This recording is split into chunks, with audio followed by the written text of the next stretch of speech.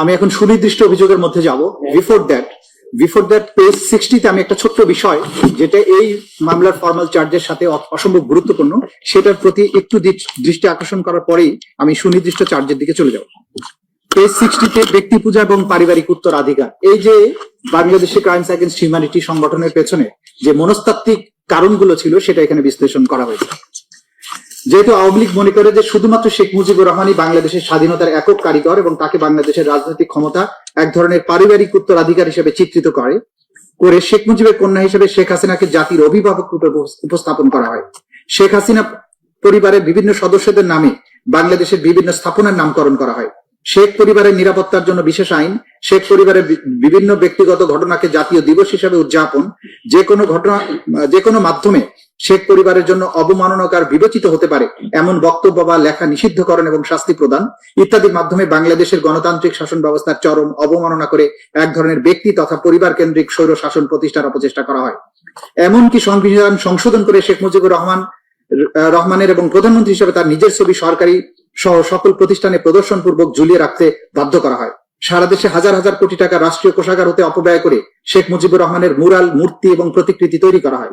শেখ মুজিবকে দেবতা স্বরূপ পূজনীয় রূপে কোমলমতি শিশুদের সামনে উপস্থাপন করার উদ্দেশ্যে শিক্ষা প্রতিষ্ঠানে মুজিবের জন্ম মৃত্যু বার্ষিকী সহ বিভিন্ন দিবস পালনে বাধ্য করা, প্রতিষ্ঠানের প্রতিকৃতি এবং মুরালের নামে মূর্তি স্থাপন, স্কুলের অ্যাসেম্বলিতে শেখ মুজিবের বন্দনা গাইতে শপথনামার পরিবর্তন, সকল অফিস আদালতে মুজিব কর্নার স্থাপনে বাধ্য করা, শেখ মুজিব সংক্রান্ত বই সকল প্রতিষ্ঠানে রাখতে বাধ্য করা, সরকারি সকল নথি চিঠির উপরে শেখ মুজিবের ছবি সম্বলিত লোগো স্থাপনের সরকারি আদেশ দ্বারা বাধ্য করা, শেখ পরিবারের বিভিন্ন সদস্যদের নামে শত শত প্রতিষ্ঠান সহ রাস্তাঘাট, ব্রিজ, কালভার্টের নামকরণ, জন্ম মৃত্যু দিবস পালনে বাধ্য করা, অঙ্কন প্রতিযোগিতা, ক্রীড়া প্রতিযোগিতার নামে জাতির সামনে পূজনীয় হিসাবে উপস্থাপনের চেষ্টা করা হয়।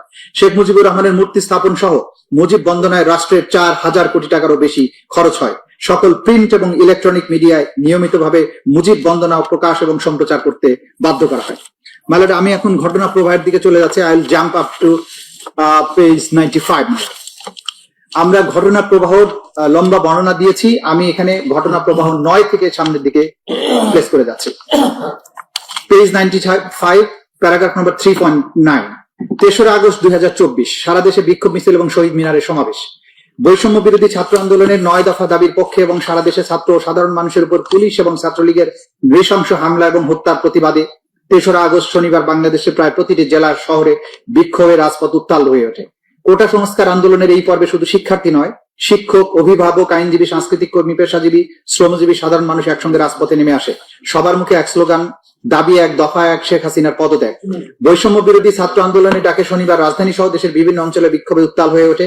বিক্ষোভ মিছিলে যোগ দেন শিক্ষক, শিক্ষার্থী, সাংস্কৃতিক কর্মী, সাহিত্যিক থেকে শুরু করে সর্বস্তরের মানুষ। রাজধানীর আফতাবনগর, বাড্ডা, রামপুরা, বনশ্রী, মিরপুর 10, সায়েন্স ল্যাব সহ বিভিন্ন পয়েন্টে সকাল থেকে বিক্ষোভ শুরু হয়। পরে অনেক এলাকা থেকে খন্ড খন্ড বিক্ষোভ মিছিল নিয়ে শহীদ মিনারে জড়ো হতে থাকেন তারা। বেলা 3টার দিকে ছাত্র জনতার ঢল নামে সেখানে।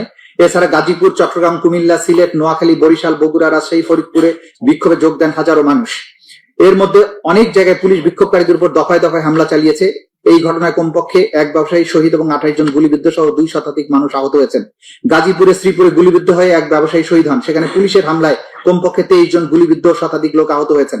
কুমিল্লায় ছাত্রলীগ যুবলীগের হামলায় 5 শিক্ষার্থী গুলিবিদ্ধ, আহত হয়েছে 30 জন। আন্দোলনকারী শিক্ষার্থীরা বেলা 11টার দিকে বিক্ষোভ মিছিল নিয়ে ঢাকা ময়মনসিংহ মহাসড়কে মাওনা চৌরাস্তায় উড়াল সেতুর নিচে গেলে তাদের সম্মিলিত বাধা দেয় পুলিশ, আওয়ামী লীগ এবং সংগঠনের নেতাকর্মীরা। পরে দুপুর 12টার দিকে বিপুল সংখ্যক পুলিশ এসে শিক্ষার্থীদের উপর গুলি বর্ষণ করে। এ সময় 9 আন্দোলনকারী গুলিবিদ্ধ হন, যাদের মধ্যে 6 জন গুরুতর আহত ছিলেন। মাওনা শ্রীপুর সড়কের পাশে মাওনা হাইওয়ে সড়কে আন্দোলনকারীরা বিক্ষোভ প্রদর্শনকালে শ্রীপুর থানা, জেলা পরিষদ বিপুল সংখ্যক সদস্য পুলিশ এসে এলোপাতারি গুলি ছুড়ে আন্দোলনকারীদের ছত্রভঙ্গ করে। এ সময় পুলিশের গুলিতে জাহাঙ্গীর মুন্সি নামক এক লেপতোষক ব্যবসায়ী ঘটনাস্থলে শহীদ হন এবং 14 জন আন্দোলনকারী গুলিবিদ্ধ হন। ফরিদপুর সংঘর্ষে আহত হয় 15 জন। মানে আমি প্রত্যেকটা ডিস্ট্রিক্টে এটা যে ওয়াইড স্প্রেড অ্যান্ড সিস্টেম্যাটিক ছিল, গোটা বাংলাদেশ জুড়ে ছিল, সেগুলো সংক্ষিপ্ত বর্ণনা আমরা এখানে এনেছি। আমি নামগুলো পড়ে যাচ্ছি কোন কোন জায়গায় কতজন মানুষ শহীদ হয়েছিলেন। ফরিদপুরে 15 জন, শরীয়তপুরে এখানে হামলা হয়, নওগাঁতে হয়, গাজীপুরে হয়, পঞ্চগড়ে হয়, ময়মনসিংহে হয়, হবিগঞ্জে হয়, কক্সেস বাজারে হয়, মাওলানা ভাসানী বিজ্ঞান ও প্রযুক্তি বিশ্ববিদ্যালয়ের শিক্ষার্থীরা অংশ নেয়, কুমিল্লাতে হয়, সিলেটের কোম্পানিগঞ্জ, বগুড়ায়, বিক্ষোভকারীদের পুলিশ ছত্রভঙ্গ করতে কাঁদানো গ্যাসের শেল, সাউন্ড গ্রেনেড ও রাবার বুলেট ছড়ে এতে 6 জন গুলিবিদ্ধ হয়। গতকাল বিকাল 4টার দিকে, মানে ওই দিন তার আগের দিন শহরের সাতমাথা থেকে মিছিল নিয়ে শহর প্রদক্ষিণের সময় ঘটনা ঘটে। ওই দিনই সেনাপ্রধান তার অধীনস্থ অফিসারদের নিয়ে একটি গুরুত্বপূর্ণ বৈঠকে বসেন এবং সেখানে জুলাই বিপ্লবে আন্দোলনকারীদের উপরে গুলি ছোড়ার বিষয়ে সেনাবাহিনীর অফিসাররা অনাগ্রহ প্রকাশ করলে সেনাপ্রধান রক্তপাত না ঘটানোর সিদ্ধান্ত গ্রহণ করেন। তৎকালীন প্রধানমন্ত্রী আসামি, এইটা আমার 4 তারিখের আমরা বর্ণনা দিচ্ছি, সরি আমি 3 তারিখে বর্ণনা দিচ্ছি। তৎকালীন প্রধানমন্ত্রী আসামি শেখ হাসিনা, তৎকালীন স্বরাষ্ট্রমন্ত্রী আসাদুজ্জামান খান কামাল, তৎকালীন আইজিপি আব্দুল্লাহ আল মামুন উল্লেখিত অপরাধ সংগঠনের উস্কানি, প্ররোচনা, উৎসাহ, সর্বোপরি তাদের অধস্তনদের নির্দেশ প্রদানের মাধ্যমে উপরোক্ত মানবতা বিরোধী অপরাধ সংগঠন করেছে। ঘটনা 10। 4 আগস্ট 2024 অসহযোগ আন্দোলন এবং ইতিহাসের জঘন্যতম হত্যাকাণ্ড। সকাল 10টা থেকেই শাহবাগে শেখ মুজিব বিশ্ববিদ্যালয় হাসপাতালের সামনে ছাত্রলীগ, আওয়ামী লীগ এবং নেতাকর্মীরা জড়ো হতে সশস্ত্র অবস্থানে থাকে। তারা রিভলভার, পিস্তল, শটগান, কাটার রাইফেল, রড, রামদা, বিভিন্ন ধরনের দেশীয় অস্ত্রশস্ত্র নিয়ে অবস্থান নেয়। আন্দোলনকারীরা শাহবাগে পৌঁছালে ছাত্রলীগ নেতাকর্মীরা তাদের মারধর করে। পরবর্তীতে ছাত্রদের উপর দায় চাপানোর জন্য হাসপাতালের ভেতরে আগুন লাগিয়ে দেয় সন্ত্রাসীরা। একই সময় বাংলা মোটর, আজিমপুর, খিলগাঁও, মোহাম্মদপুর, উত্তরা, টিকাটুলি, যাত্রাবাড়ি, ফার্মগেট, কারওয়ান বাজার, মিরপুর 10, শাহবাগ এলাকায় সংঘর্ষ ছড়িয়ে পড়ে। হামলা, গুলি, গ্রেনেড এবং লাশ। বাংলা মোটরে আওয়ামী লীগ নেতাকর্মীরা প্রকাশ্যে গুলি ছড়ে আন্দোলনকারীদের ছত্রভঙ্গ করে দেয়। আজিমপুরে হাসিবুর রহমান মানিকের নেতৃত্বে আওয়ামী লীগ নেতাকর্মীরা শিক্ষার্থীদের উপর নৃশংস হামলা চালায়। উত্তরায় শিক্ষার্থীদের উপর চালানো গুলিতে অন্তত 18 জন গুলিবিদ্ধ হয়ে হাসপাতালে ভর্তি হন। মোহাম্মদপুর বাস স্ট্যান্ডে আওয়ামী লীগ কর্মীরা লাঠি এবং দেশীয় অস্ত্র নিয়ে জড়ো হয়ে পুলিশকে সহযোগিতা করে নিরস্ত্র শিক্ষার্থীদের উপর হামলা চালায়। খিলগাঁওয়ের অলিতে গলিতে ছাত্রলীগ, পুলিশ এবং সরকার সমর্থিত সন্ত্রাসীরা একত্র হয়ে আন্দোলনকারীদের উপর নির্বিচার হামলা চালায়। সকাল 10টার পরে ধানমন্ডি 2 নম্বর সিটি কলেজ সায়েন্স ল্যাব এলাকায় জড়ো হতে থাকে U lab, Stamford, Dhaka college, Eden Mohila college, Dhanmondi ideal college, Dhaka city college, Birshreshtho Munshi Abdur রব কলেজ, বীরশ্রেষ্ঠ নূর মোহাম্মদ পাবলিক কলেজ সহ আশেপাশের বিভিন্ন সরকারি বেসরকারি শিক্ষা প্রতিষ্ঠানের শিক্ষার্থীরা। পুলিশ, ছাত্রলীগ, যুবলীগ এবং আওয়ামী লীগের সমর্থিত নেতাকর্মীদের নৃশংস হামলায় যুদ্ধক্ষেত্রে পরিণত হয় রাজধানীর মিরপুর 10 এলাকা। পুলিশ এবং আওয়ামী লীগ নেতাকর্মীদের ইট পাটকেল নিক্ষেপ, টিয়ারশেল, রাবার বুলেট, গুলি ছুটতে ছুটতে একজনের মৃত্যু হয়। সিলেট, রংপুর, পাবনা, কিশোরগঞ্জ, মুন্সিগঞ্জ, সিরাজগঞ্জ, কক্সবাজার, বরিশাল, বগুড়া, শেরপুর, ভোলা, জয়পুরহাট, সাভার, হবিগঞ্জ সহ মোট 19 জেলায় সহিংসতায় শহীদ হন অন্তত 91 জন। বেশিরভাগই শিক্ষার্থী, নিরস্ত্র আন্দোলনকারী। শহীদদের মধ্যে বহুজন সরকারি বাহিনীর গুলিতে প্রাণ হারান। সরকারের কঠোর দমন পীড়নের পদক্ষেপ হিসেবে বিকাল 6টা থেকে অনির্দিষ্টকালের জন্য কারফিউ জারি করা হয়। সারাদিন আহত এবং শহীদদের বহন করে ঢাকা মেডিকেল কলেজে মিনিটে মিনিটে আসতে থাকে অ্যাম্বুলেন্স। আন্দোলনকারীরা শহীদ মিনার থেকে শাহবাগের দিকে মিছিলে গিয়ে চিৎকার করতে থাকেন, আমার ভাই মরলে কেন, শেখ খুনি হাসিনা জবাব দেয়, 1 দফা দাবি 1, শেখ হাসিনার পদত্যাগ। ওই দিন বর্ণিত স্থানসমূহ বাইরেও খুলনা, বাগেরহাট, ঝালকাঠি, বরিশাল সহ শহরের অধিকাংশ আইন শৃঙ্খলা বাহিনীর ছত্রছায়ায় আওয়ামী ক্যাডাররা সশস্ত্র আক্রমণ চালালে মারাত্মক জখমের শিকার হয়। তৎকালীন প্রধানমন্ত্রী আসামি শেখ হাসিনা, তৎকালীন স্বরাষ্ট্রমন্ত্রী আসাদুজ্জামান খান কামাল, তৎকালীন আইজিপি চৌধুরী আব্দুল্লাহ আল মামুন উল্লেখিত অপরাধ সংগঠনের উস্কানি, প্ররোচনা, উৎসাহ, সর্বোপরি অধস্তনদের নির্দেশ প্রদানের মাধ্যমে উপরোক্ত মানবতা বিরোধী অপরাধ সংগঠন করেছেন। ঘটনা 11। 5 আগস্ট 2024, মার্চ টু ঢাকা। স্বাধীন বাংলাদেশের ইতিহাসে এক অবিস্মরণীয় দিন। ফ্যাসিস্ট শেখ হাসিনার দানবীয় শাসন ব্যবস্থা এবং দাম্ভিকতার পতন। 2024 সালের 5 আগস্ট বাংলাদেশের ইতিহাসে এক বিভীষিকাময় দিন হিসেবে চিহ্নিত হয়ে আছে। ফ্যাসিবাদী শেখ হাসিনার পতনের দিনে যখন লাখো জনতা মার্চ টু ঢাকা আন্দোলনের মাধ্যমে রাস্তায় নেমে আসে, তখন সরকারের দমন পীড়নের নিষ্ঠুরতা চূড়ান্ত সীমায় পৌঁছায়।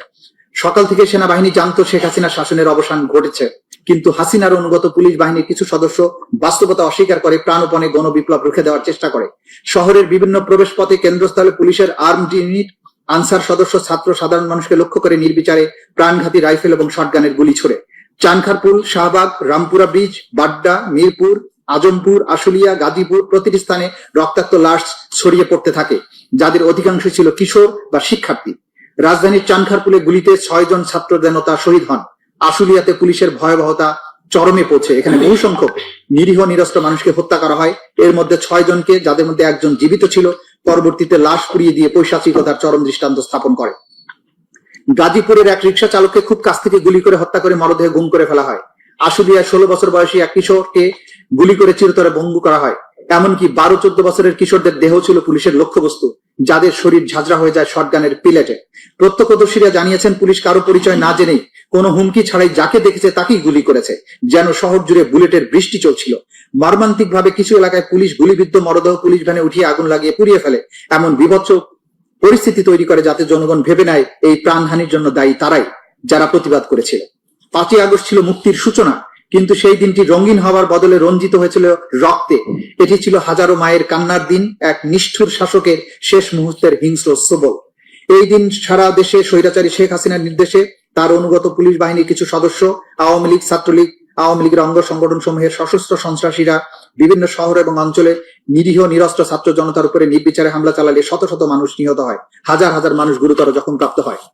তৎকালীন প্রধানমন্ত্রী আসামি শেখ হাসিনা, তৎকালীন স্বরাষ্ট্রমন্ত্রী আসাদুজ্জামান খান কামাল, তৎকালীন আইজিপি চৌধুরী আব্দুল আল মামুন উল্লিখিত অপরাধ সংগঠনের উস্কানি, প্ররোচনা, উৎসাহ, সর্বোপরি সহায়তা, অধস্তনদের নির্দেশ প্রদানের মাধ্যমে উপরোক্ত মানবতা বিরোধী অপরাধ সংগঠন করেছেন। চিকিৎসা প্রদানে বাধা। তৎকালীন আওয়ামী ফ্যাসিস্ট সরকারের বিভিন্ন বাহিনী এবং আওয়ামী লীগের বিভিন্ন অঙ্গ সংগঠনের সশস্ত্র ক্যাডারদের আক্রমণে, চলমান আন্দোলনে আহত এবং গুরুতরভাবে জখমপ্রাপ্ত ব্যক্তিদের চিকিৎসা গ্রহণে বাধা প্রদান করে। প্রত্যক্ষদর্শীদের বিবরণ এবং ভিডিও থেকে প্রমাণ জানা যায় পুলিশের ডিটেকটিভ ব্রাঞ্চ, ডিজিএফআই, এনএসআই এবং আওয়ামী লীগের সমর্থকেরা এই চিকিৎসা সহায়তায় বাধা প্রদান করে। চিকিৎসা সহায়তায় বাধাগ্রস্ত করার জন্য অ্যাম্বুলেন্স আটকে দেওয়া, হাসপাতাল এলাকায় অবস্থান নিয়ে বিক্ষোভকারীদের তথ্য সংগ্রহ করা, যে রোগীদের জরুরি চিকিৎসার প্রয়োজন তাদের চিকিৎসা না দিয়ে গ্রেপ্তার করা এবং চিকিৎসা প্রদানকারী কর্মীদের ভয় দেখানো হয়। তার অংশ হিসাবে চিকিৎসা প্রদানকারী চিকিৎসককে দুর্গম অঞ্চলে বদলি করা হয়। ডিজিএফআই, এনএসআই এর সহ গোয়েন্দা ও নিরাপত্তা সংস্থাগুলো হাসপাতালগুলোতে অভিযান চালিয়ে মেডিকেল রেকর্ড জব্দ করে এবং চিকিৎসা প্রদানকারী কর্মীদের মিথ্যা রিপোর্ট তৈরি করতে বা চিকিৎসা প্রদানে অস্বীকার করতে চাপ দেয়। এই ধরনের ইচ্ছাকৃত চিকিৎসা সেবা ব্যবস্থা ব্যাহত করার ফলে আহত জখম গুরুতর আকার ধারণ করে এবং অনেকে মৃত্যুর ঘটনা ঘটে। ভুক্তভোগী এবং প্রত্যক্ষদর্শীদের বিবরণ ইঙ্গিত করে যে পুলিশ প্রায়ই চিকিৎসা সহায়তা দিতে ইচ্ছাকৃতভাবে বাধা দিয়েছে, যেমনটা শেখ আসহাবুল ইয়ামিনের মৃত্যুর ঘটনায় দেখা যায়। ডিজিএফআই, এনএসআই, ডিটেকটিভ ব্রাঞ্চ এবং অন্যান্য সংস্থা হাসপাতালগুলোতে নজরদারিতে অংশ নেয়। তারা গুলিবিদ্ধ রোগীদের শনাক্ত করে চিকিৎসা কর্মী এবং আহতদের জিজ্ঞাসাবাদ করে, তাদের আঙ্গুলের ছাপ নেয়। কোনো আইনি প্রক্রিয়া ছাড়াই বিক্ষোভকারী শনাক্ত, নিরাপত্তা বাহিনী সহিংসতার প্রমাণ লুকাতে তারা চিকিৎসার নথি এবং অনেক হাসপাতালের সিসিটিভি ফুটেজ ধ্বংস করে ফেলে। আহত বিক্ষোভকারীদের যথাযথ চিকিৎসা না দিতে চিকিৎসা কর্মীদের উপর চাপ দেওয়া হয়। আহতদের আঘাতের কারণ সঠিকভাবে লিপিবদ্ধ না করতে চাপ দেওয়া হয়। একাধিক সাক্ষ্যের মাধ্যমে জানা যায় যে এটি ঊর্ধ্বতন মহলের নির্দেশে করা হয় এবং এর মধ্যে হাসপাতাল পরিদর্শনে আসা ঊর্ধ্বতন কর্মকর্তারাও ছিলেন। নিরাপত্তা বাহিনী এবং বিভিন্ন গোয়েন্দা সংস্থা বিভিন্ন হাসপাতালে একই ধরনের বাধা প্রয়োগ করেছে, যা থেকে প্রতীয়মান হয় উপর মহল থেকে সকল স্থানে একই কৌশল অবলম্বন করতে বলা হয়েছে। কোন এক হাসপাতালে গুলিবিদ্ধ হয়ে মারা যাওয়া ব্যক্তিদের মৃত্যুকে দুর্ঘটনা হিসেবে রেকর্ড করার নির্দেশ দেওয়া হয়। নির্দেশ না মানলে চিকিৎসা কর্মীদের বিরুদ্ধে মামলা করার হুমকি দেওয়া হয়। অন্য একটি হাসপাতালে পুলিশের নির্দেশ দেওয়া ছিল যে গুলিবিদ্ধ কাউকে ভর্তি না করার। অন্য একটি হাসপাতালে আওয়ামী লীগের একজন সংসদ সদস্য সরাসরি চিকিৎসাদের হুমকি দিয়ে আহত বিক্ষোভকারীদের চিকিৎসা প্রদান বন্ধ করে দেয়। 2 জন চিকিৎসককে সেই নির্দেশ না মানে ডিটেকটিভ ব্রাঞ্চ তাদের গ্রেপ্তার করে। এর ফলে অন্যান্য আহতরা আতঙ্কে লুকিয়ে যায়। আরেক হাসপাতালে ডিজিএফআই, এনএসআই এর সদস্যরা আহত বিক্ষোভকারীদের চিকিৎসা প্রদানকারী চিকিৎসকদের জেরা করে নাম ঠিকানা লিখে রাখে। একটা হাসপাতালে যেখানে বিক্ষোভকারীরা চিকিৎসা নিচ্ছিল সেখানে 18 জুলাই একটি অজ্ঞাতনামা ব্যক্তি ফোন করে চিকিৎসা বন্ধ করতে হুমকি প্রদান করে। ছাত্রলীগ, আওয়ামী লীগ তাদের অঙ্গ সংগঠনের সমর্থকরা হাসপাতালে প্রবেশপথে উপস্থিত থেকে অ্যাম্বুলেন্স, অন্যান্য ব্যক্তিগত গাড়ি, রিক্সা আটকে দিতে পুলিশকে সাহায্য করে। ফলে তীব্র চাপের ফলে স্বাভাবিক চিকিৎসা সেবা ব্যাহত হয়। অনেক আহত বিক্ষোভকারী, বিশেষ করে যারা গুলিবিদ্ধ, তারা বিভিন্ন চাপ ও ভয় প্রদর্শনের কারণে বেসরকারি হাসপাতালে প্রয়োজনীয় চিকিৎসা পাননি। অন্যদিকে অনেক চিকিৎসক, স্বাস্থ্যকর্মী নিজেদের জীবনের ঝুঁকি নিয়ে জরুরি ভিত্তিতে বিনা খরচে আহতদের চিকিৎসা দিয়েছেন, যার মধ্যে রাজধানীর ইবনে সিনা মেডিকেল কলেজ হাসপাতাল কৌশলে মহিলা ওয়ার্ডে পুরুষ জখমীদের চিকিৎসা প্রদান করে হেলমেটধারী ছাত্রলীগের তল্লাশি থেকে বাঁচার জন্য। নারী এবং শিশুদের প্রতি নিষ্ঠুরতা। তৎকালীন আওয়ামী ফ্যাসিস্ট সরকারের বিভিন্ন বাহিনী এবং আওয়ামী লীগের বিভিন্ন অঙ্গ সংগঠনের রাজনৈতিক নেতাকর্মীদের মাধ্যমে চলমান আন্দোলনে নারী ও শিশুদের প্রতি নিষ্ঠুরতার দৃশ্য ফুটে ওঠে। নারী আন্দোলনকারীরাও নিরাপত্তা বাহিনী ও সশস্ত্র আওয়ামী লীগ কর্মীদের হামলা থেকে রেহাই পায়নি। ঢাকা বিশ্ববিদ্যালয় ইডেন কলেজে নারী শিক্ষার্থীদের উপর হামলার পাশাপাশি ঢাকার বিভিন্ন স্থানে যাত্রাবাড়ি, উত্তরা, ধানমন্ডি, মিরপুর, ঢাকার বাইরে সাভার, কুমিল্লা, সিলেট, রংপুরে নারী বিক্ষোভকারীদের উপর হামলা করা হয়। অনুরূপভাবে তাদেরকে নির্বিচারে গ্রেপ্তার ও নির্যাতন করে অন্যান্য নিপীড়নের শিকার হতে হয়েছে, যাতে নারীরা বিক্ষোভে অংশগ্রহণ না করে এবং নেতৃত্ব না দেয়, এই জন্য তাদের নির্যাতন করা হয়। নারীদের শারীরিক নির্যাতনের লক্ষ্যে তাদের মুখ, বক্ষ, পেলভিস, নিতম্ব ইত্যাদি লক্ষ্য করে আঘাত করা হয়। আঘাত করার পাশাপাশি নারী পরিচয়ের কারণে লাঞ্ছিত করা হয়। শারীরিক সহিংসতার পাশাপাশি বিক্ষোভকারী নারীদেরকে বেশ্যা, পতিতা, পাইকারি মেয়ে ইত্যাদি অকথ্য ভাষায় গালমন্দ করা হয়। পুলিশ এবং আওয়ামী লীগ, ছাত্রলীগ সহ তাদের অঙ্গ সংগঠনের কর্মীরা নারী বিক্ষোভকারীদের ধর্ষণ, উলঙ্গ করে দেওয়া সহ বিভিন্ন যৌন হয়রানির হুমকি দেয়। আওয়ামী লীগ কর্মীদের হাতে নারী বিক্ষোভকারীদের শারীরিক যৌন সহিংসতার একটা ঘটনা ঘটেছে আগস্টের প্রথম দিকে ঢাকায়। বাঁশের লাঠি হাতে কয়েকজন পুরুষ এক মহিলাকে আটকিয়ে আন্দোলনকারী কিনা জানতে চায়। তার ব্যাগ এবং ফোন তল্লাশি করে একটি বাংলাদেশের পতাকা পাওয়ায় তার চুল টেনে ধরে, পোশাক ছিঁড়ে ফেলে এবং বক্ষ নিতম্বে চাপ দিয়ে ধরে রাখে, অশ্লীল গালিগালাজ করে।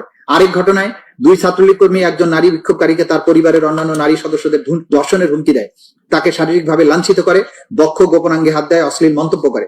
পরবর্তী সেই ভুক্তভোগী নারীকে আবারও ফোন করে ধর্ষণের হুমকি দেওয়া হয়। প্রত্যক্ষদর্শীদের থেকে জানা যায় যে কুমিল্লা ছাত্রলীগের কর্মীরা বেশ কয়েকজন নারী বিক্ষোভকারীকে আক্রমণ করেছিল, যাদের মধ্যে 2 জন শিক্ষার্থী ছিল। তাদের প্রথমে আটক করা হয়, পরে শারীরিক নিগ্রহের পর পুলিশে হস্তান্তর করা হয়। এই আন্দোলনে বিপুল সংখ্যক শিশু কিশোর সক্রিয়ভাবে অংশগ্রহণ করে, যাদের মধ্যে উচ্চ বিদ্যালয়, কলেজ, ধর্মীয় মাদ্রাসার শিক্ষার্থী, অল্প বয়সী শ্রমিকও ছিল। আবার কেউ কেউ কৌতূহলবশত রাস্তায় বিক্ষোভ পর্যবেক্ষণ করছিল। অপরদিকে আন্দোলন দমনে আওয়ামী লীগ ক্যাডারদের সাথে অর্থনৈতিকভাবে অসচ্ছল পরিবার থেকে আসা সদস্যদেরও দেখা গেছে, যাদেরকে আওয়ামী লীগ অর্থ দিয়ে ভাড়া করে আন্দোলনকারীদের বিরুদ্ধে ব্যবহার করেছিল। আওয়ামী লীগ এই শিশুদের সহিংসতায় জড়াতে অর্থায়ন করেছে। ঢাকার আজিমপুর, বাড্ডা, ধানমন্ডি, ফার্মগেট, যাত্রাবাড়ি, মিরপুর, মোহাম্মদপুর, রামপুরা এলাকার বাইরে গাজীপুর, নারায়ণগঞ্জ, রংপুর, সিলেট অঞ্চলের শিশুদের শহীদ এবং গুরুতরভাবে আহত হওয়ার ঘটনা ঘটেছে।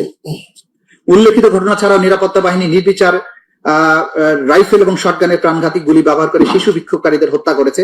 উদাহরণস্বরূপ মোহাম্মদপুরে শান্তিপূর্ণ বিক্ষোভকারী জনতার উপর নির্বিচারে গুলি চালায়। এতে 17 বছরের বয়সী এক নিরস্ত্র শিক্ষার্থী মাথায় গুলিবিদ্ধ হয়ে 19 জুলাই শহীদ হয়। 18 জুলাই ধানমন্ডিতে আরেক 12 বছর বয়সী শিশু পুলিশের গুলিবর্ষণে প্রায় 200-র মতো ধাতব পেলেট শরীরে বিদ্ধ হয়ে আভ্যন্তরীণ রক্তক্ষরণে মারা যায়। আর অনেক শিশু আজীবনের জন্য পঙ্গুত্ব বরণ করেছে। অনেক শিশু গুরুতর আহত হয়েছে। আওয়ামী লীগের সমর্থকদের গুলিতে 16 বছর বয়সী এক কিশোরের পায়ে গুলি লাগায়, শেষ পর্যন্ত তার পা কেটে ফেলতে হয়। পুলিশের নির্বিচার গুলিতে ধাতব প্লেটের আঘাতে 17 বছরের কিশোরের উভয় চোখ অন্ধ হয়ে যায়। সবগুলো ঘটনা OSCHR এর প্রতিবেদন থেকে পাওয়া গেছে। শহীদদের মধ্যে খুবই অল্প বয়সী শিশু ছিল, যারা বাবা মায়ের সঙ্গে বিক্ষোভ মিছিলে গিয়েছিল বা ঘটনাস্থলের আশেপাশে দাঁড়িয়েছিল। নারায়ণগঞ্জে 6 বছর বয়সী একটি মেয়ে বাড়ির ছাদের উপর দাঁড়িয়ে বিক্ষোভ দেখার সময় মাথায় গুলিবিদ্ধ হয়ে শহীদ হয়। শিশুদের যেনতেন গ্রেফতার করে বিভিন্ন থানা, ডিটেকটিভ ব্রাঞ্চের কার্যালয় কিংবা কারাগারে প্রাপ্তবয়স্কদের সঙ্গে একই কক্ষে আটকে রাখা হতো। সেখানে তাদের নির্যাতন এবং অপদস্থ করা হতো। স্বীকারোক্তি আদায়ের লক্ষ্যে তাদের জবরদস্তিও করা হতো। তাছাড়া বেশ কয়েকজন কিশোর ছেলেকে আটক করে পুলিশ সদর দপ্তরের counter terrorism and transnational crime CTTC শাখায় প্রাপ্তবয়স্কদের সাথে একই কক্ষে আটকে রাখা হতো।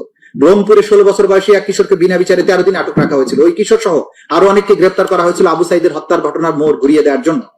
17 বছর বয়সী এক কিশোরকে পুলিশ কর্মকর্তা হত্যার দায় স্বীকার করানোর জন্য যাত্রাবাড়ি থানায় 2 দিন ধরে পুলিশ হেফাজতে নির্যাতন করেছিল। এরপর তাকে ডিটেকটিভ ব্রাঞ্চ কার্যালয়ে নিয়ে পুনরায় নির্যাতন করা হয়েছিল। আটক রাখার 3 দিন পরে এসে ওই কিশোরকে আদালতে হাজির করা হলে বিচারক তাকে আরো 7 দিনের রিমান্ডে রাখার নির্দেশ দেন। প্রাপ্তবয়স্ক বন্দীদের সঙ্গে রাখা হবে জেনেও, যদিও কিশোরের পক্ষে আইনজীবী আদালতের কাছে বলেছিলেন ভুক্তভোগী আসলে একজন শিশু। এই ঘটনাটি গণমাধ্যমে প্রচারের পরে আরেক বিচারক কিশোরটিকে বিশেষ শিশু হেফাজত কেন্দ্রে রাখার নির্দেশ দেন। সেখানে ওই কিশোর 6 আগস্ট পর্যন্ত আটক ছিল। জুলাই মাসের 15 তারিখ থেকে আগস্টের 5 তারিখ পর্যন্ত কমপক্ষে 118 জন শিশু, কমপক্ষে 13 জন নারীকে হত্যা করা হয়। মালার এরপরে আসামিদের পরিচিতি। আসামি শেখ হাসিনার বিস্তারিত পরিচয় আমরা উল্লেখ করেছি। তার বিরুদ্ধে কি কি মামলা আছে সেগুলো আমরা বলেছি। আসাদুজ্জামান খান কামালের পরিচয় দিয়েছি, চৌধুরী আব্দুল আল মামুনের পরিচয় দিয়েছি। এবার আমি চলে আসছি পেজ 108-এ। আসামিদের বিরুদ্ধে মানবতা বিরোধী অপরাধের বিবরণ।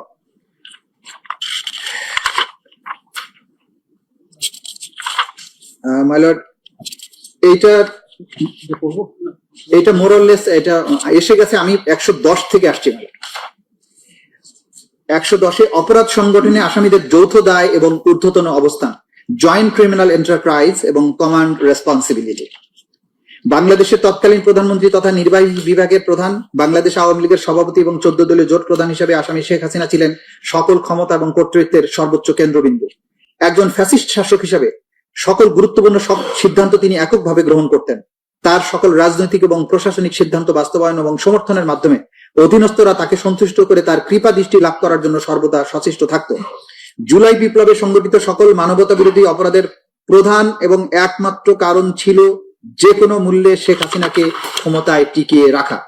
সেদিক দিকে বিবেচনা করলে জুলাই বিপ্লবে সংগঠিত সকল অপরাধের নিউক্লিয়াস ছিলেন শেখ হাসিনা। তার অধীনস্থ অন্যান্য অপরাধীরা বিশ্বাস করত যে শেখ হাসিনা ক্ষমতায় টিকে থাকলে তারাও টিকে থাকবে এবং সকল অপরাধ করা সত্ত্বেও তারা নিরাপদে থাকবে এবং আনুগত্যের জন্য পুরস্কৃত হবে। শেখ হাসিনা ছিলেন সকল অপরাধীর প্রাণ ভোমরা। তৎকালীন স্বরাষ্ট্রমন্ত্রী, আওয়ামী লীগের নেতা এবং অন্যতম নীতি নির্ধারক কুখ্যাত গ্যাং অফ ফোরের অন্যতম সদস্য ছিলেন আসামি আসাদুজ্জামান খান কামাল। জুলাই বিপ্লব চলাকালে আন্দোলন দমনে শেখ হাসিনা নেওয়া সকল পদক্ষেপ বাস্তবায়নের সিদ্ধান্ত হতো আসামি আসাদুজ্জামান খান কামালের নেতৃত্বাধীন কোর কমিটির বৈঠকে, যা তার ধানমন্ডির বাসায় অনুষ্ঠিত হতো। স্বরাষ্ট্রমন্ত্রী হিসেবে আইন শৃঙ্খলা বাহিনীর পূর্ণ নিয়ন্ত্রক ছিলেন আসামি আসাদুজ্জামান খান কামাল। তৎকালীন আইজিপি চৌধুরী আব্দুল আল মামুন ছিলেন পুলিশের প্রধান হিসেবে আইন শৃঙ্খলা বাহিনীর অন্যতম নিয়ন্ত্রক এবং স্বরাষ্ট্রমন্ত্রীর সহযোগী।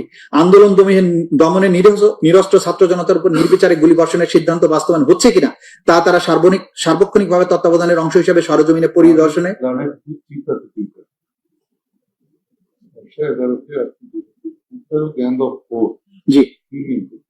গ্যাং অফ ফোর, এটা খুব পরিচিত একটা শব্দ ছিল। 4 জন ব্যক্তিকে নিয়ে একটা বিশেষ কমিটি ছিল। সেই কমিটি বসে, কমিটির সদস্য ছিলেন আসাদুজ্জামান খান কামাল, সালমান এফ রহমান, ওবায়দুল কাদের এবং আনিসুল হক। তারা বসে সরকারের ক্যাবিনেটের বাইরে মিনি ক্যাবিনেট হয়ে কোথায় আক্রমণ হবে, কাকে মারা হবে, কাকে ধরা হবে, এই প্ল্যান গুলো করতো। এই জন্য এদেরকে গ্যাং অফ ফোর বলা। আচ্ছা আচ্ছা আন্দোলন দমনে নিরীহ ছাত্র জনতার উপর নির্বিচারে গুলিবর্ষণের সিদ্ধান্ত বাস্তবায়ন হচ্ছে কিনা তা সার্বক্ষণিক তত্ত্বাবধানের অংশ হিসেবে সরজমিনে পরিদর্শন এবং পর্যবেক্ষণ করতেন। আন্দোলন চলাকালে 27 জুলাই 2024 খ্রিস্টাব্দে যাত্রাবাড়ি থানার সামনে আন্দোলন দমনে আইন শৃঙ্খলা বাহিনী তদারকি করতে গেলে মোবাইলে ধারণকৃত আন্দোলন ছাত্র জনতাকে গুলি করার, হত্যা করার ভিডিও আসামি আসাদুজ্জামান কামাল এবং চৌধুরী আব্দুল আল মামুন ও স্বরাষ্ট্র সচিব জাহাঙ্গীর আলমকে প্রদর্শন করেন ওয়ারি জোনের ডিসি ইকবাল। এবং সেটা বিখ্যাত সেই কথা যে যেখানে ভিডিও, হত্যা করার ভিডিও দেখিয়ে বলা হচ্ছিল, স্যার গুলি করি, মরে একটাই যায়, বাকিটি যায় না স্যার, এটাই স্যার আতঙ্কের বিষয়। এটা ছিল সেই ভিডিও। প্রধানমন্ত্রী হিসেবে আসামি শেখ হাসিনা ওয়ারিতে প্রধানমন্ত্রী হিসেবে আসামি শেখ হাসিনা, স্বরাষ্ট্রমন্ত্রী হিসেবে আসাদুজ্জামান খান কামাল এবং আইজিপি হিসেবে চৌধুরী আব্দুল আল মামুন ঊর্ধ্বতন অবস্থানে থেকে যৌথ নির্দেশনায় জয়েন্ট ক্রিমিনাল এন্টারপ্রাইজ এবং কমান্ড রেসপন্সিবিলিটির মাধ্যমে তাদের অধীনস্থ নিয়ন্ত্রণাধীন সশস্ত্র আওয়ামী ক্যাডার আইন শৃঙ্খলা বাহিনীর সদস্যদের মাধ্যমে দেশব্যাপী প্রাণঘাতী অস্ত্র ব্যবহার করে নিরস্ত্র ছাত্র জনতার উপর গুলি চালিয়ে 1.5 সহস্রাধিক মানুষকে নৃশংসভাবে হত্যা করে। তদন্তপ্রাপ্ত ঘটনা এবং প্রমাণাদির আলোকে ইন্টারন্যাশনাল ক্রাইমস ট্রাইব্যুনালস অ্যাক্ট 1973 3 2 ধারার অধীনে সংঘটিত অপরাধ সমূহ আসামি শেখ হাসিনা, আসাদুজ্জামান কামাল, আসামি চৌধুরী আব্দুল আল মামুনের বিরুদ্ধে উল্লেখিত আইনের 4-2, 4-3 ধারায় ঊর্ধ্বতন অবস্থান এবং আইনগত দায় সুস্পষ্টভাবে প্রতীয়মান হয়। তদন্তে গৃহীত ব্যবস্থা মেলাটা আমি স্কিপ করে যাচ্ছি, এখানে লম্বা ব্যবস্থা আমরা কখন কি কি করেছি সেগুলো বলেছি। আমি চলে আসছি পেজ 114-তে। আসামিদের কর্তৃক সংগঠিত সুনির্দিষ্ট মানবতা বিরোধী অপরাধ সমূহ, পেজ 114। তদন্তকালে আসামি শেখ হাসিনা, আসামি আসাদুজ্জামান খান কামাল, আসামি চৌধুরী আব্দুল আল মামুনের বিরুদ্ধে আরো অন্যান্য অভিযোগ ছাড়াও নিম্নলিখিত সুনির্দিষ্ট মানবতা বিরোধী অপরাধ সংগঠনের প্রাথমিক সত্যতা পাওয়া গেছে। সুনির্দিষ্ট অপরাধ 1, 14 জুলাই 2024 খ্রিস্টাব্দে গণভবনে আয়োজিত সংবাদ সম্মেলনে আসামি শেখ হাসিনার উস্কানিমূলক বক্তব্য প্রদান। এর প্রেক্ষিতে আসাদুজ্জামান খান কামাল, আসামি চৌধুরী আব্দুল আল মামুন সহ তৎকালীন সরকারের অন্যান্য ঊর্ধ্বতন কর্তৃপক্ষের প্ররোচনা, সহায়তা, সম্পৃক্ততা তাদের অধীনস্থ নিয়ন্ত্রণাধীন আইন শৃঙ্খলা বাহিনীর সদস্য সশস্ত্র আওয়ামী সন্ত্রাসী কর্তৃক ব্যাপক মাত্রায় এবং পদ্ধতিগতভাবে নিরীহ নিরস্ত্র ছাত্র জনতার উপর আক্রমণের অংশ হিসেবে murder, attempt to murder, torture, inhuman acts করার অপরাধ সমূহ সংগঠনের প্ররোচনা, অ্যাবেটমেন্ট, উস্কানি, সহায়তা, সম্পৃক্ততা, অপরাধ সংগঠন প্রতিরোধে ব্যর্থতা, অপরাধ সংগঠনের জন্য দায়ী ব্যক্তিদের শাস্তি প্রদান না করা, ফেইলিয়ার টু পানিশ, এবং ষড়যন্ত্র করার অপরাধ যা আসামিদের জ্ঞাতসারে সংগঠিত। ঘটনাস্থল 1, গণভবন এবং সমগ্র বাংলাদেশ। ঘটনার তারিখ এবং সময় 14 জুলাই 2024 খ্রিস্টাব্দ থেকে 5 আগস্ট 2024। অপরাধের ধরন হত্যা, মার্ডার, হত্যা চেষ্টা, অ্যাটেম্পট টু মার্ডার, নির্যাতন, টর্চার, অন্যান্য অমানবিক আচরণ, ইনহিউম্যান অ্যাক্টস করার অপরাধ সমূহ সংগঠনের প্ররোচনা, অ্যাবেটমেন্ট, উস্কানি, ইনসাইটমেন্ট, সহায়তা, ফ্যাসিলিটেট, সম্পৃক্ততা, কমপ্লিসিটি, অপরাধ সংগঠন এবং প্রতিরোধে ব্যর্থতা, ফেইলিয়ার টু প্রিভেন্ট, ষড়যন্ত্র, কনস্পিরেসি মাধ্যমে the international crimes tribunals act 1973 এর 32AGH 414243 ধারার মানবতা বিরোধী অপরাধ সংগঠন, যা এই আইনের 20-2 এবং 20-A ধারায় শাস্তিযোগ্য। আসামিদের নাম শেখ হাসিনা, আসাদুজ্জামান খান কামাল, চৌধুরী আব্দুল আল মামুন। অভিযোগের বিবরণ: 2024 সালে সরকারি চাকরিতে কোটা প্রথার যৌক্তিক সংস্কারের দাবিতে আন্দোলন চলাকালে 14 জুলাই 2024 তারিখ গণভবনে তৎকালীন প্রধানমন্ত্রী আওয়ামী লীগ সভাপতি 14 দলীয় জোট প্রধান আসামি শেখ হাসিনা সংবাদ সম্মেলনের আয়োজন করেন। উক্ত সংবাদ সম্মেলনে তিনি শিক্ষার্থীদের যৌক্তিক কোটা সংস্কার দাবি প্রসঙ্গে অবজ্ঞাসূচক এবং হিংসাত্মক বক্তব্য প্রদান করেন। বিশেষত আন্দোলন দমনের উদ্দেশ্যে তিনি সাধারণ শিক্ষার্থীদের রাজাকারের বাচ্চা, রাজাকারের নাতিপুতি বলে গালি দেওয়ার মাধ্যমে প্রকারান্তরে নিরীহ নিরস্ত্র আন্দোলনকারী ছাত্র জনতাকে রাজাকারের সাহেবে আখ্যায়িত করে তাদের নির্মূলের প্ররোচনা দেন। শেখ হাসিনার উপরোক্ত উস্কানিমূলক ও হিংসাত্মক বক্তব্যের প্রেক্ষিতে ছাত্রলীগের সশস্ত্র সন্ত্রাসীরা ঢাকা বিশ্ববিদ্যালয় এলাকায় শান্তিপূর্ণ আন্দোলনকারীদের শিক্ষার্থীদের উপর হামলা চালায়। সেই সময় আসামি আসাদুজ্জামান খান কামাল, চৌধুরী আব্দুল আল মামুনের অধীনস্থ নিয়ন্ত্রণাধীন আইন শৃঙ্খলা রক্ষাকারী বাহিনী সশস্ত্র ছাত্রলীগের সন্ত্রাসীদের বিরুদ্ধে কোনো ব্যবস্থা গ্রহণ না করে তাদেরকে উপরোক্ত অপরাধ সংগঠনে সহায়তা করে। পরবর্তীতে আওয়ামী লীগের সাধারণ সম্পাদক ওবায়দুল কাদের সহ তৎকালীন সরকারের বিভিন্ন মন্ত্রী, এমপি ও আওয়ামী লীগ 14 দলীয় জোটের বিভিন্ন পর্যায়ের নেতৃবৃন্দ শেখ হাসিনার উপরোক্ত উস্কানিমূলক বক্তব্যে উদ্বুদ্ধ হয়ে সশস্ত্র সন্ত্রাসীদের মাধ্যমে সারা দেশে শান্তিপূর্ণ আন্দোলনকারী ছাত্র জনতার উপর হামলা চালায়। শেখ হাসিনার উপরোক্ত উস্কানিমূলক বক্তব্যের প্রেক্ষিতে তৎকালীন সরকারের স্বরাষ্ট্রমন্ত্রী আসাদুজ্জামান খান কামাল, তৎকালীন আইজিপি চৌধুরী আব্দুল আল মামুন তাদের অধীনস্থ আইন শৃঙ্খলা বাহিনীর সদস্যদের নিরীহ নিরস্ত্র আন্দোলনকারীদের উপর সশস্ত্র আক্রমণ চালানোর নির্দেশনা প্রদান করেন। এই সকল সশস্ত্র আক্রমণের ধারাবাহিকতায় 5ই আগস্ট 2024 পর্যন্ত সারা দেশে 1.5 সহস্রাধিক মানুষকে হত্যা করা হয়, 25 সহস্রাধিক মানুষকে গুরুতর জখম করা হয়। এই আক্রমণে অনেকে স্থায়ীভাবে অঙ্গহানি এবং অন্ধত্ব বরণ করা সহ চিরতরে পঙ্গু হয়ে যায়।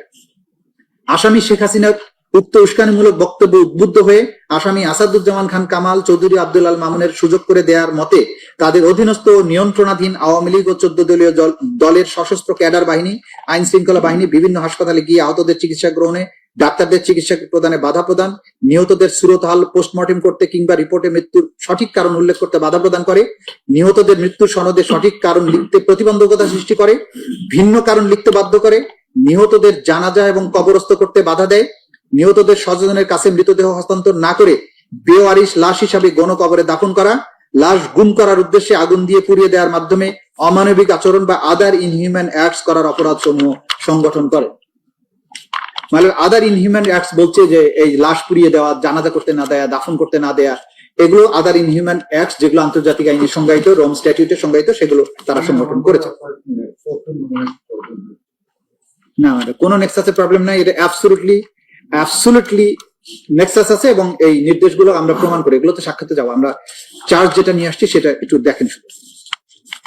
বাংলাদেশের তৎকালীন প্রধানমন্ত্রী তথা নির্বাহী বিভাগের সর্বোচ্চ স্থান থেকে রাজনৈতিকভাবে বাংলাদেশ আওয়ামী লীগ এবং তার অঙ্গ সংগঠনসমূহের দলীয় প্রধান এবং 14 দলীয় জোটের প্রধান হিসাবে সুপিরিয়র স্ট্যাটাস থেকে আসামি শেখ হাসিনার উক্ত উস্কানিমূলক বক্তব্য, ষড়যন্ত্রমূলক পরিকল্পনা ও নির্দেশনায় তার অধীনস্থ ও নিয়ন্ত্রণাধীন রাজনৈতিক ক্যাডার বাহিনী, তৎকালীন স্বরাষ্ট্রমন্ত্রী আসাদুজ্জামান খান কামাল, কোর কমিটি এবং গ্যাং অফ 4 এর সদস্য, পুলিশ প্রধান তৎকালীন আইজিপি চৌধুরী আব্দুল আল মামুন তাদের অধীনস্থ নিয়ন্ত্রণাধীন আইন শৃঙ্খলা রক্ষাকারী বাহিনীর মাধ্যমে ঢাকা শহর থেকে শুরু হয়ে ব্যাপক মাত্রায় ওয়াইড স্প্রেড এবং পদ্ধতিগতভাবে সিস্টেম্যাটিক সমগ্র দেশব্যাপী আন্দোলনরত নিরীহ নিরস্ত্র ছাত্র জনতার উপর হত্যার চেষ্টা, নির্যাতন এবং অমানবিক আচরণ সহ মানবতা বিরোধী অপরাধ পরিচালিত হয়। উল্লেখিত আক্রমণ সহ অপরাধ আসামিদের জ্ঞাতসারে পরিচালিত হয়। এহেন কাজের মাধ্যমে আসামিগণ হত্যার প্রচেষ্টা, নির্যাতন, অমানবিক আচরণ করার অপরাধ সমূহ সংগঠনের প্ররোচনা, সহায়তা, ফ্যাসিলিটেট, অপরাধ সংগঠনের প্রতিরোধে ব্যর্থতা, ষড়যন্ত্রের মাধ্যমে the international crimes tribunal act 1973 এর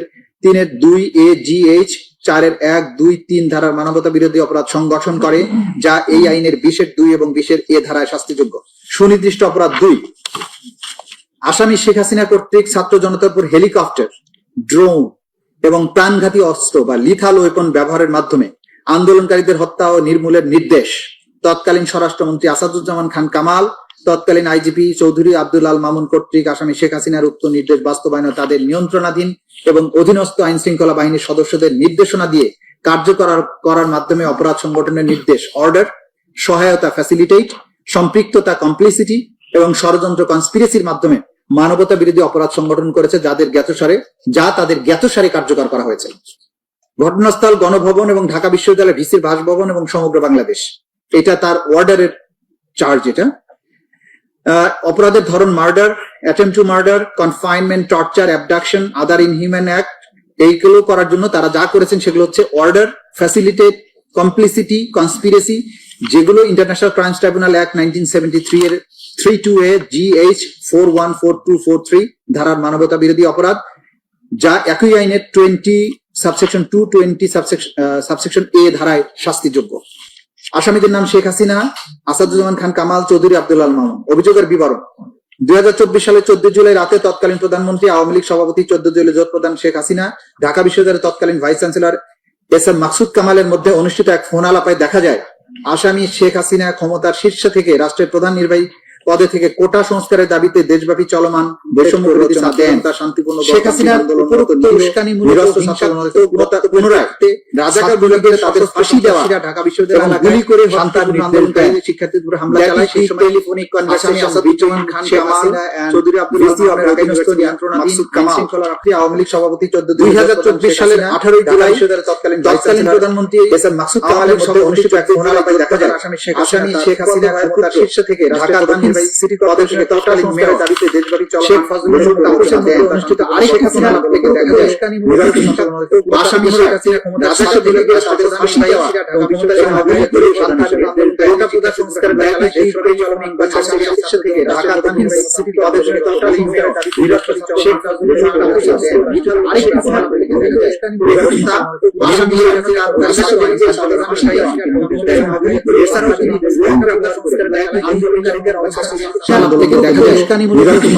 যায় আসামি শেখ হাসিনা ক্ষমতার শীর্ষ থেকে তাদের ফাঁসি দেওয়া এবং বিশ্ববিদ্যালয়ের আগুনে করে শান্তিপূর্ণ আন্দোলনকারীদের কোটা সংস্কারের দাবিতে দেশব্যাপী চলমান আসামি শীর্ষ থেকে ঢাকা সিটি কর্পোরেশনের তৎকালীন মেয়র দাবিতে শেখ ফজলুল হক তাপসের মধ্যে আরেক ফোন আলাপ থেকে দেখা যায় আসামি শেখ হাসিনা ক্ষমতার শীর্ষ থেকে তাদের ফাঁসি দেওয়া এবং বিশ্ববিদ্যালয়ের আগুনে করে শান্তিপূর্ণ সংস্কারের দাবিতে আন্দোলনকারীদের আসামি শীর্ষ থেকে ঢাকা সিআই নিয়ে তৎকালীন মেয়র দাবিতে শেখ ফজলুল হক তাপসের আরেক ফোন আলাপ থেকে দেখা যায় আসামি শেখ হাসিনা ক্ষমতার শীর্ষ থেকে তাদের ফাঁসি দেওয়া এবং বিশ্ববিদ্যালয়ের আগুনে করে আন্দোলনকারীদের আসামি শীর্ষ থেকে ঢাকা সিআই নিয়ে তৎকালীন মেয়র দাবিতে শেখ ফজলুল হক তাপসের আরেক ফোন আলাপ থেকে দেখা যায় আসামি শেখ হাসিনা ক্ষমতার শীর্ষ থেকে বাস্তবায়ন দেওয়া হবে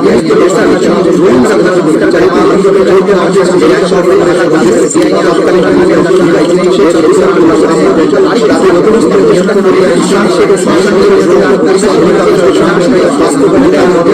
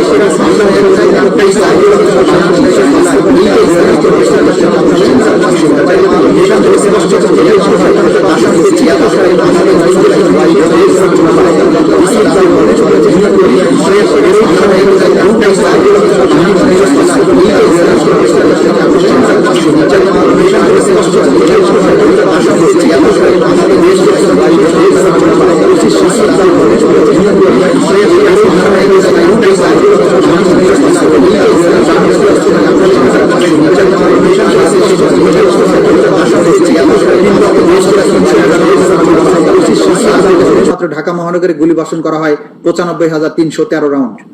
আসামি শেখ হাসিনার ফোন আলাপের থেকে আরো জানা যায় তার ষড়যন্ত্রমূলক পরিকল্পনায় দলীয় সশস্ত্র ক্যাডার বাহিনীর মাধ্যমে সেতু ভবন, বিটিবি ভবন, মেট্রো রেল স্টেশন সহ রাষ্ট্রীয় গুরুত্বপূর্ণ কিছু স্থাপনা কি পয়েন্ট ইনস্টলেশন অগ্নিসংযোগের মাধ্যমে পুড়িয়ে দিয়ে আন্দোলনকে ভিন্ন খাতে প্রবাহিত করার জন্য আন্দোলনরত ছাত্র জনতার উপর দায় চাপিয়ে দেওয়ার মাধ্যমে অন্যান্য অমানবিক আচরণ বা আদার ইনহিউম্যান অ্যাক্ট সংগঠন করেন। বাংলাদেশের তৎকালীন প্রধানমন্ত্রী তথা নির্বাহী বিভাগের সর্বোচ্চ স্থান থেকে রাজনৈতিকভাবে বাংলাদেশ আওয়ামী লীগ এবং তার অঙ্গ সংগঠন সমূহের দলীয় প্রধান, 14 দলীয় জোটের প্রধান হিসেবে ঊর্ধ্বতন অবস্থান বা সুপিরিয়র স্ট্যাটাসে থেকে শেখ হাসিনার ষড়যন্ত্রমূলক পরিকল্পনা ও সরাসরি নির্দেশনায় তৎকালীন স্বরাষ্ট্রমন্ত্রী আসাদুজ্জামান খান কামাল, পুলিশের আইজিপি চৌধুরী আব্দুল আল মামুন তাদের অধীনস্থ নিয়ন্ত্রণাধীন আইন শৃঙ্খলা বাহিনীর মাধ্যমে ঢাকা শহর থেকে শুরু হয়ে ব্যাপক মাত্রায় ওয়াইড স্প্রেড এবং পদ্ধতিগতভাবে সিস্টেম্যাটিক সমগ্র বাংলাদেশ ব্যাপী আন্দোলনরত নিরীহ নিরস্ত্র ছাত্র জনতার উপর প্রাণঘাতী অস্ত্র, লিথাল ওয়েপন, হেলিকপ্টার, ড্রোন ব্যবহারের মাধ্যমে মার্ডার, অ্যাটেম্পট টু মার্ডার, নির্যাতন, অমানবিক আচরণ সহ মানবতা বিরোধী অপরাধ পরিচালনা করে উল্লেখিত আক্রমণ ও অন্যান্য অপরাধ আসামিদের জ্ঞাতসারে পরিচালিত হয়। এহেন কাজের মাধ্যমে আসামিগণ মার্ডার অ্যাবডাকশন, কনফাইনমেন্ট, টর্চার, পরিকল্পিতভাবে অগ্নিসংযোগের মাধ্যমে রাষ্ট্রীয় সম্পদ ধ্বংস করে তারা দায় আন্দোলনকারীদের উপর চাপিয়ে দিয়ে অন্যান্য অমানবিক আচরণ বা আদার ইনহিউম্যান অ্যাক্টস করার নির্দেশ, প্ররোচনা, সহায়তা, সম্পৃক্ততা এবং ষড়যন্ত্রের মাধ্যমে the international crimes tribunals act 1973 এর 32A GH 41423 ধারার মানবতা বিরোধী অপরাধ সংগঠন করেছেন, যা একই আইনের 20(2) এবং 20(a) ধারার শাস্তিযোগ্য অপরাধ। সুনির্দিষ্ট অপরাধ 3, আসামি শেখ হাসিনার উস্কানিমূলক বক্তব্য এবং মারণাস্ত্র ব্যবহার করে আন্দোলনরত ছাত্র জনতাকে হত্যার নির্দেশনার প্রেক্ষিতে আসামি আসাদুজ্জামান খান কামাল, আসামি চৌধুরী আব্দুল আল মামুন সহ তৎকালীন সরকারের অন্যান্য ঊর্ধ্বতন কর্তৃপক্ষের প্ররোচনা, সহায়তায়, সম্পৃক্ততা, তাদের অধীনস্থ এবং নিয়ন্ত্রণাধীন আইন শৃঙ্খলা বাহিনীর সদস্য, সশস্ত্র আওয়ামী সন্ত্রাসী কর্তৃক ব্যাপক মাত্রায় এবং পদ্ধতিগতভাবে নিরীহ নিরস্ত্র ছাত্র জনতার উপর আক্রমণের অংশ হিসাবে 16 জুলাই 2024 খ্রিস্টাব্দে রংপুরের বেগম রোকেয়া বিশ্ববিদ্যালয়ের সামনে আগ্নেয়াস্ত্র দিয়ে স্বল্প দূরত্ব থেকে সরাসরি নিরীহ নিরস্ত্র আন্দোলনকারী ছাত্র আবু সাইদের বুক লক্ষ্য করে বিনা উস্কানিতে একাধিকবার গুলি চালিয়ে নির্মমভাবে হত্যা করার মাধ্যমে উল্লেখিত আসামিদের জ্ঞাতসারে এবং তাদের কর্তৃক অপরাধ সংগঠনের নির্দেশ, প্ররোচনা, উস্কানি, সহায়তা, সম্পৃক্ততা এবং ষড়যন্ত্রের মাধ্যমে এবং অন্যান্য অমানবিক আচরণের মাধ্যমে মানবতা বিরোধী অপরাধ সংগঠন। ঘটনাস্থল গণভবন থেকে নির্দেশ যেন গণভবন আর বেগম রোকেয়া বিশ্ববিদ্যালয় রংপুর 1 নম্বর গেটের সামনে ঢাকা রংপুর মহাসড়কের রোড ডিভাইডারের পশ্চিম পাশে আশপাশ এলাকা। ঘটনার তারিখ 14 জুলাই 2024 থেকে 16 জুলাই 2024 তারিখ। অপরাধের ধরন মার্ডার, মৃত্যুর প্রকৃত কারণ গোপন করার উদ্দেশ্যে সুরতহাল রিপোর্টে মিথ্যা তথ্য সংযোজন করা। এখানে আমি অ্যাড করতে চাই, এই পোস্টমর্টেম রিপোর্ট 4 বার তারা পরিবর্তন করতে বাধ্য করেছিল ডাক্তারকে।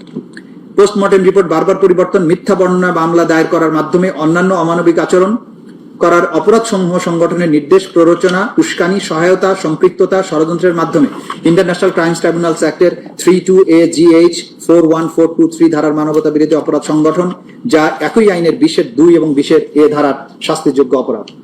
আসামি শেখ হাসিনা, আসাদুজ্জামান খান কামাল এবং চৌধুরী আব্দুল আল মামুন। অভিযোগের বিবরণ,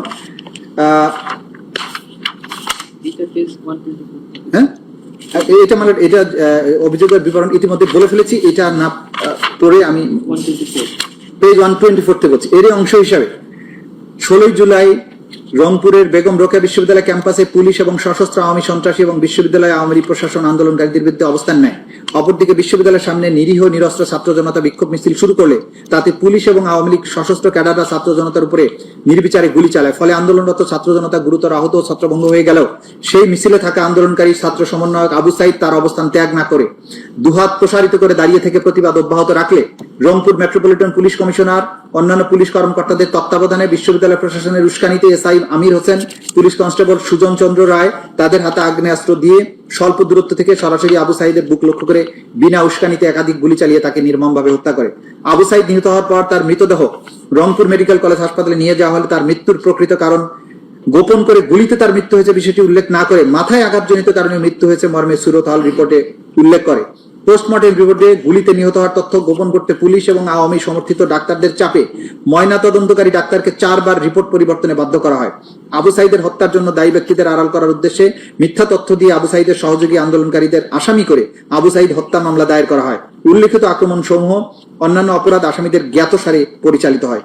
এহেন কাজের মধ্যে আসামিগণ মার্ডার, মৃত্যুর প্রকৃত কারণ গোপন করার উদ্দেশ্যে সুরতহাল রিপোর্টে মিথ্যা তথ্য সংযোজন করা, পোস্টমর্টেম রিপোর্ট বারবার পরিবর্তন করা, মিথ্যা বর্ণনা দায়ের করার মাধ্যমে অমানবিক আচরণ করার অপরাধ সমূহ সংগঠনের নির্দেশ, উস্কানি, সহায়তা, সম্পৃক্ততা এবং ষড়যন্ত্রের মাধ্যমে দ্য ইন্টারন্যাশনাল ক্রাইমস ট্রাইব্যুনালস অ্যাক্টের 32A GH 41423 ধারার অপরাধ সংগঠন করে, যা এই আইনের 20(2) এবং 20(a) ধারায় শাস্তিযোগ্য।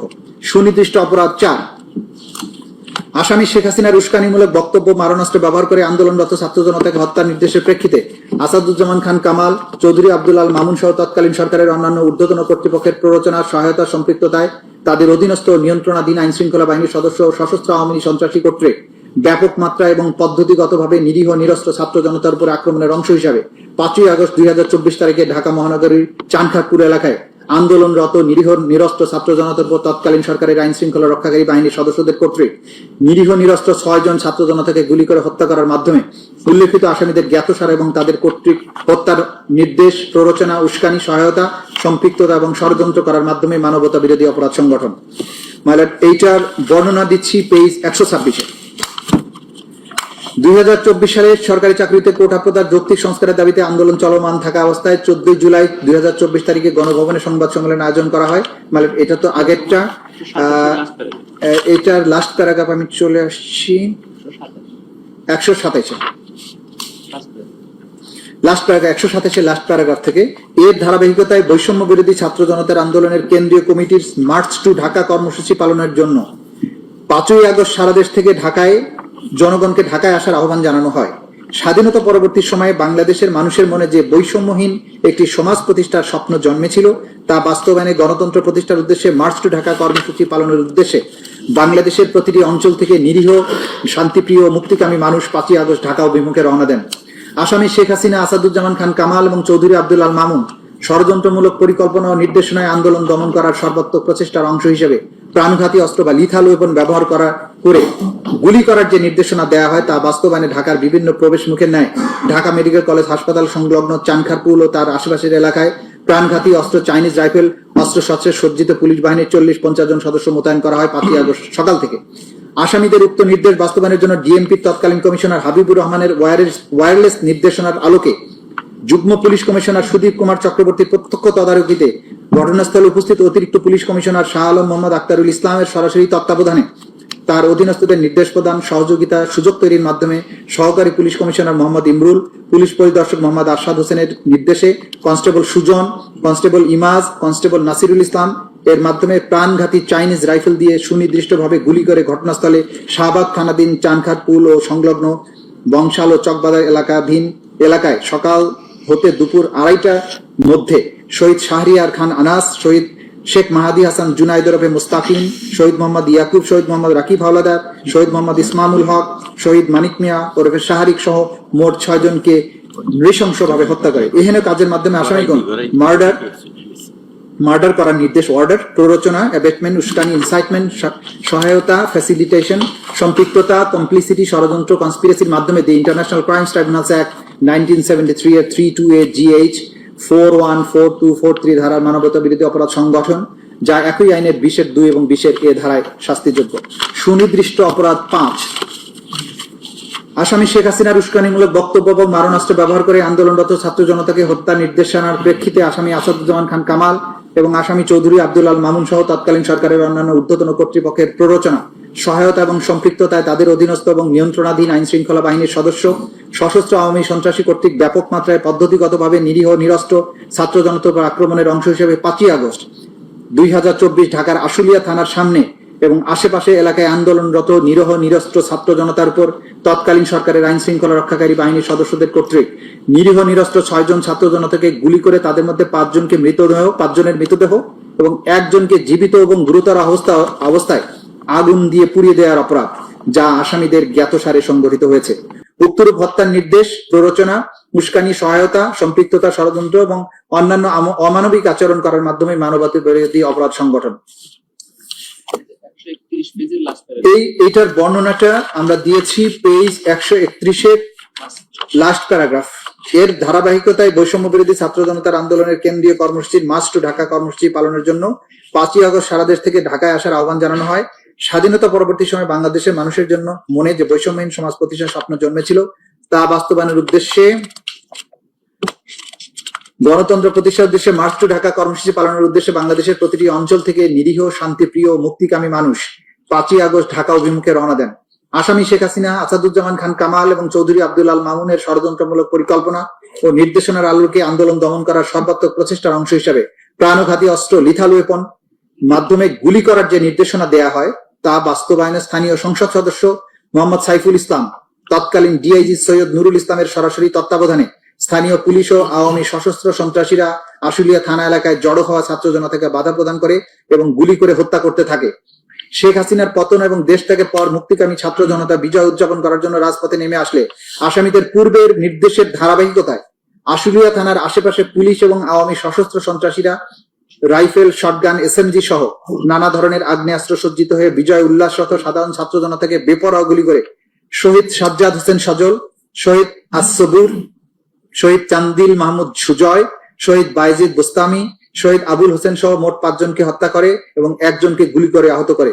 এরপর আনুমানিক বিকাল 4টা থেকে 5টার মধ্যে ওই সমস্ত পুলিশ এবং আওয়ামী সন্ত্রাসীরা শহীদ হওয়া 5 জন যথাক্রমে শহীদ সাজ্জাদ হোসেন সজল, শহীদ আসবুর, শহীদ তানজিল মাহমুদ সুজয়, শহীদ বায়েজিদ বোস্তামি, শহীদ আবুল হোসেন সহ মোট 5 জনকে 5 জনের মৃতদেহ এবং 1 জনকে জীবিত ও গুরুতর আহত অবস্থায় একটি প্যাডেল ভ্যানে হাত পা ধরে নিক্ষেপ করে একত্রিত করে।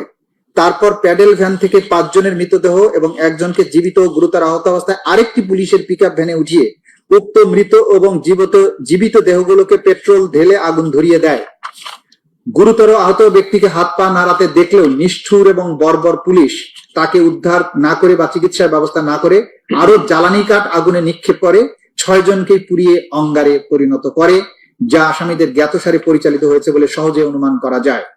এহেন কাজের মাধ্যমে আসামিগণ মার্ডার, টর্চার, মৃত ও জীবিত মানুষকে আগুন লাগিয়ে পুড়িয়ে অমানবিক আচরণ করার অপরাধ সমূহ সংগঠনের নির্দেশ, প্ররোচনা, উস্কানি, সহায়তা, সম্পৃক্ততা এবং ষড়যন্ত্রের মাধ্যমে the international crimes tribunals act 1973 32AGH 414243 ধারার মানবতা বিরোধী অপরাধ সংগঠন, যা একই আইনের 20(2) এবং 20(a) ধারার অপরাধ ধারায় শাস্তিযোগ্য। যেহেতু জুলাই 2024 বিপ্লব চলাকালে তৎকালীন প্রধানমন্ত্রী আওয়ামী লীগ সভাপতি শেখ হাসিনা, স্বরাষ্ট্রমন্ত্রী আসাদুজ্জামান খান কামাল, আইজিপি চৌধুরী আব্দুল আল মামুন, তার মন্ত্রিপরিষদের সদস্যবৃন্দ, সংসদ সদস্যবৃন্দ, আওয়ামী লীগ, যুবলীগ, ছাত্রলীগ, তাদের অঙ্গ সংগঠন এবং 14 দলীয় জোটের নেতৃবৃন্দ তৎকালীন আইন শৃঙ্খলা বাহিনীর ব্যক্তিগতভাবে, দলগতভাবে দেশব্যাপী নিরস্ত্র মানুষের উপর আক্রমণের মাধ্যমে যে মানবতা বিরোধী অপরাধ সংগঠন করে তা দেশি বিদেশি পত্রপত্রিকা, গণমাধ্যম, ইলেকট্রনিক ও প্রিন্ট মিডিয়ার মাধ্যমে ব্যাপকভাবে প্রচারিত হয়েছে এবং হচ্ছে, যা বাংলাদেশের জনগণ সহ আন্তর্জাতিক পরিমণ্ডলে সর্বজন বিদিত। তদুপরি উক্ত অপরাধসমূহ জাতিসংঘ সহ বিভিন্ন আন্তর্জাতিক সংস্থা কর্তৃক অনুসন্ধানে প্রমাণিত। উপরোক্ত অপরাধসমূহ কমন নলেজ ও জুডিশিয়াল নোটিশ হিসেবে গ্রহণ করার এখতিয়ার ইন্টারন্যাশনাল ক্রাইমস ট্রাইব্যুনালস অ্যাক্ট 1973 19(3) ধারার অধীনে আন্তর্জাতিক অপরাধ ট্রাইব্যুনালের রয়েছে। যেহেতু আওয়ামী লীগ, যুবলীগ, ছাত্রলীগ সহ তাদের অঙ্গ সংগঠন এবং 14 দলীয় জোট রাজনৈতিক সিদ্ধান্ত নিয়ে নিরীহ নিরস্ত্র ছাত্র জনতার উপরে যে মানবতা বিরোধী অপরাধ সংগঠন করেছে তাদেরকে ক্রিমিনাল অর্গানাইজেশন বা অপরাধী সংগঠন হিসেবে গণ্য করার শামিল। যেহেতু তদন্ত প্রতিবেদন, দালিলিক এবং মৌখিক সাক্ষ্য প্রমাণ পর্যালোচনায় আসামিদের বিরুদ্ধে জুলাই বিপ্লব চলাকালে 14 জুলাই থেকে শুরু হয়ে 5 আগস্ট 2024 খ্রিস্টাব্দ পর্যন্ত বাংলাদেশে সংগঠিত মানবতা বিরোধী অপরাধের অংশ, যা international crimes tribunals act 1973 32AGH 414243 ধারার অপরাধ প্রাথমিকভাবে প্রমাণিত হয়েছে, যা উক্ত আইনের 20(2) 20(a) ধারায় শাস্তিযোগ্য। যেহেতু জুলাই বিপ্লব চলাকালে সারা দেশে পদ্ধতিগতভাবে সিস্টেম্যাটিক এবং ব্যাপক মাত্রায় ওয়াইড স্প্রেড আক্রমণ আসামিদের জ্ঞাতসারে নিরীহ নিরস্ত্র ছাত্র জনতার বা সিভিলিয়ান পপুলেশনের উপরে সংগঠিত মানবতা বিরোধী অপরাধের অংশ, সেহেতু অত্র মামলার বিষয়বস্তু মাননীয় ট্রাইব্যুনালের এখতিয়ারাধীন বিধায় এই বিচার নিষ্পত্তি করার ক্ষমতা মাননীয় ট্রাইব্যুনালের রয়েছে। এমত অবস্থায় প্রার্থনা, মাননীয় আন্তর্জাতিক অপরাধ ট্রাইব্যুনাল ন্যায় বিচারের স্বার্থে ইন্টারন্যাশনাল ক্রাইমস ট্রাইব্যুনালস অ্যাক্ট 1973 9(1) ধারায় আনুষ্ঠানিক অভিযোগ বা ফর্মাল চার্জ সম্বলিত আবেদন গ্রহণক্রমে তা আমলে বা কগনাইজেন্সে নিয়ে পলাতক আসামি শেখ হাসিনা, পিতা মৃত শেখ মুজিবুর রহমান, মাতা মৃত ফজিলাতুন্নেছা, টুঙ্গিপাড়া, গোপালগঞ্জ, আসামি আসাদুজ্জামান খান কামাল, পিতা আশরাফ আলী খান, মাতা আকরামুন্নেছা, ঠিকানা মণিপুরিপাড়া, তেজগাঁও, ঢাকা, আসামি চৌধুরী আব্দুল আল মামুন, পিতা মৃত আব্দুল মান্নান চৌধুরী, মাতা জিন্নাতুন্নেছা চৌধুরী, গ্রাম শ্রীহাইল, থানা সাল্লা, সুনামগঞ্জ, বর্তমান ঠিকানা ইস্কাটন, স্বপ্নধারা, রমনা, ঢাকা। এদের বিরুদ্ধে যথাযথ বিচারের মাধ্যমে উক্ত আইনের 20(2) 20(a) ধারা মতে সর্বোচ্চ শাস্তি দান অথবা মাননীয় ট্রাইব্যুনাল অন্য যেরূপ বিবেচনা করবেন সেরূপ আদেশ দানে আজ্ঞা হয়। আইনের 20(a) ধারা মোতাবেক আসামিদের সম্পত্তি বাজেয়াপ্ত করে ক্ষতিগ্রস্তদের অনুকূলে অর্পণ করার আদেশ দানের আজ্ঞা হয়। পলাতক আসামি শেখ হাসিনা, পলাতক আসামি আসাদুজ্জামান খান কামাল বন্দের বিরুদ্ধে অত্র মামলার গ্রেপ্তারি পরোয়ানা আগেও জারি ছিল। নতুন করে যেহেতু মামলা আইসিটি বিধি কেস হিসেবে আজকে এখানে রেকর্ডেড হবে, তাদের বিরুদ্ধে নতুন করে গ্রেপ্তারি পরোয়ানা জারির জন্য আদেশ প্রদানের প্রার্থনা করছি। হাজতি আসামি চৌধুরী আব্দুল আল মামুন ঢাকার বিরুদ্ধে প্রোডাকশন ওয়ারেন্ট ইস্যুপূর্বক অত্র মামলায় গ্রেপ্তার দেখানোর আদেশ দানের জন্য আমরা প্রার্থনা করছি। 2024 সালের জুলাই বিপ্লব চলাকালীন সময়ে সংগঠিত অপরাধ এবং অত্র আবেদন পত্রের সাথে সংযুক্ত দালিলিক প্রমাণপত্রের তথ্যপাত্য সমূহ সংশ্লিষ্ট অন্যান্য প্রাসঙ্গিক তথ্য প্রমাণাদি এই আইনের 1903 ধারার অধীনে কমন নলেজ এবং জুডিশিয়াল নোটিশ হিসেবে গ্রহণেরও প্রার্থনা করছি। মাননীয় ট্রাইব্যুনাল ন্যায় বিচারের স্বার্থে অন্য যেরূপ বিবেচনা করে সেরূপ আদেশ দানেরও প্রার্থনা করছি। Much obliged, Your Worship. List of witnesses দিয়েছেন? জি ম্যাডাম, আমরা সিজার লিস্ট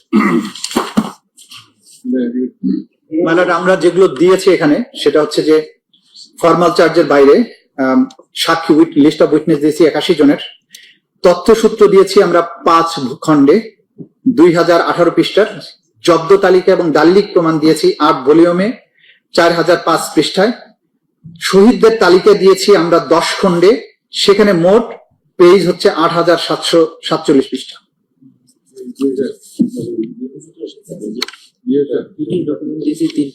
সামারিটা এটা এটা মানে আমি লিখে টাইপ করে দিচ্ছি।